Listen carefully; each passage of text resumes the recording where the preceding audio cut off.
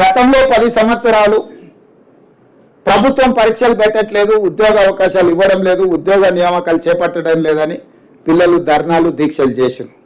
10 సంవత్సరాలు అదే కోసం. ఇప్పుడు మన ప్రభుత్వం వచ్చినాక పరీక్షలు పెడతామంటే కూడా కొంతమంది వాళ్ళను భయపెట్టి రోడ్ల మీదకి వచ్చి మాకు పరీక్షలు వద్దు, వాయిదాలు వేయండి అని ధర్నాలు చేపిస్తారు. మీరు సివిల్స్కు ప్రిపేర్ అయినరు, సెలెక్ట్ అయినరు, మీరు ఆలోచన చేయండి. ప్రభుత్వం ఎప్పుడైనా పరీక్షలు పెడతామంటే విద్యార్థులు పోటీపడి పరీక్షలు గత 10 సంవత్సరాల నుంచి మనం ప్రిపేర్ అవుతున్నాం కదా. ఏదైనా మీకు సమస్య ఉంటే ఈ ప్రభుత్వము మీకు అందుబాటులో ఉంటుంది. నాతో పాటు మంత్రివర్గ సహచరులు అందరూ మీకు అందుబాటులో ఉన్నారు. ఎవరైనా కలువకుంటున్నారా? ప్రతిరోజు నేను మీ మధ్యలోనే కనిపిస్తున్నా కదా. మా మంత్రులందరూ మీరు ఎవరిపైనా కలుస్తున్నారు. నేను ఎందుకు చెప్తున్నంటే కొంతమంది ఉద్దేశపూర్వకంగా విద్యార్థులను రెచ్చగొట్టడం ద్వారా రాజకీయ ప్రయోజనం పొందాలని ప్రయత్నం చేస్తున్నారు.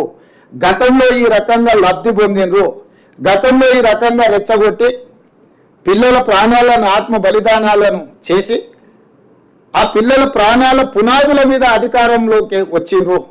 10 సంవత్సరాలు వాళ్ళని పట్టించుకొని ఏ పరీక్షలు నిర్వహించాలి, ఏ ఉద్యోగాలు ఇవ్వాలి. ఇప్పుడు ఉద్యోగం పోగానే మళ్ళీ విద్యార్థులు గుర్తొచ్చారు, వాళ్ళ ప్రాణాలు గుర్తొస్తున్నాయి. నేను అందుకే పిల్లలందరినీ ఎందుకయ్యా మీరు ఉన్నారు కదా దుఃఖంలాక బావబామర్దులు, మీరు ఆమర నిరాహార దీక్ష కూర్చోండి పరీక్షలు వాయిదా ఎన్నిక అని చెప్పి నాకు తిక్కలేసి. ఎందుకంటే ప్రభుత్వం పరీక్షలు నిర్వహించాలనుకున్నాం, మీకు ఉద్యోగాలు ఇవ్వాలని కదా. మాకే ఉద్దేశం ఉంది, వాయిదాలు వేస్తే మాకే మంచిది, మీకే నష్టం. మీకు ఏదైనా ఇబ్బంది ఉంటే, ఏదైనా అంశంలో మీరు ఏదైనా ఇంకా బెటర్గా చేయడానికి ఏదైనా సూచన ఏదైనా చేయదలుచుకుంటే ఈ ప్రభుత్వం సిద్ధంగా ఉంది. ఎందుకంటే వాళ్ళు కూడా మీ సోదరులే, మన సోదరులే, మన పిల్లలే. ఇప్పుడు ఆ పరీక్షల కోసం వాయిదాలు ఏమని అడిగేటోళ్ళు కానీ, నిరసన తెలిపేటోళ్ళు కానీ వాళ్ళు ఎవరో బయట వాళ్ళు కాదు, మన పిల్లలు. వాళ్ళకి ఏం కావాలనో ఈ ప్రభుత్వం సిద్ధంగా ఉంది. మీరు బయటికి వెళ్ళినాక వాళ్ళందరికీ చెప్పండి. నిరసన తెలపాల్సిన అవసరం లేదు, ధర్నా చేయాల్సిన అవసరం లేదు. ఈ ప్రభుత్వం మీరు చెప్పింది వినడానికి సిద్ధంగా ఉంది. అందులో సహేతుకమైన సూచన ఉంటే తప్పకుండా ఈ ప్రభుత్వం పాటిస్తుంది. అందుకే గ్రూప్ 2 పరీక్షలు మీరు అడిగినారు, మేము పోస్ట్పోన్ చేసినాం. కానీ పరీక్షలే నిర్వహించవద్దు.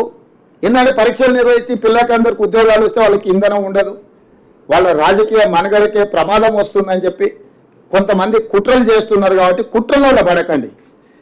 మీరు ఎవరు చెప్పినా మీ సొంతంగా ఆలోచన చేయండి, ఇది మంచిదా కాదా.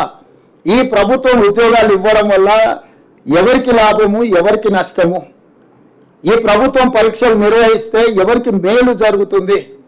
ఈ ప్రభుత్వం ఈ రకంగా ప్రిలిమ్స్లో పాస్ అయిన వాళ్ళను పిలిచి ప్రోత్సహించి వెన్ను తడితే వాళ్ళకు ఒక మానసిక ధైర్యం, ఎస్ మా ప్రభుత్వం ఉన్నది, మా గవర్నమెంట్ ఉన్నాడు, మా ముఖ్యమంత్రి ఉన్నాడు, మా ఉప ముఖ్యమంత్రి ఉన్నారు, మాకు ఏదైనా విషయం ఉంటే మేము వెళ్ళి చెప్పుకుంటాం.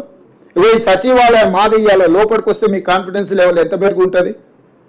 ఆ బయట నుంచి దూరంగా పోతే మనకి ఎట్లుంటుంది, అరే ఇదేదో పరాయుల ఆస్తి, మనం ఏదో దాని ముందర గడిల ముందర వెళ్ళిపోయే బానిసల్లాగా నుంచి బాజాప్తా లోపలికి వచ్చి సచివాలయంలో ఉంటే మీ కాన్ఫిడెన్స్ లెవెల్, మీరు పోటీ పరీక్షలకు ప్రిపేర్ అయ్యేటప్పుడు మీ కాన్ఫిడెన్స్ లెవెల్ నెక్స్ట్ లెవెల్కి వస్తుంది.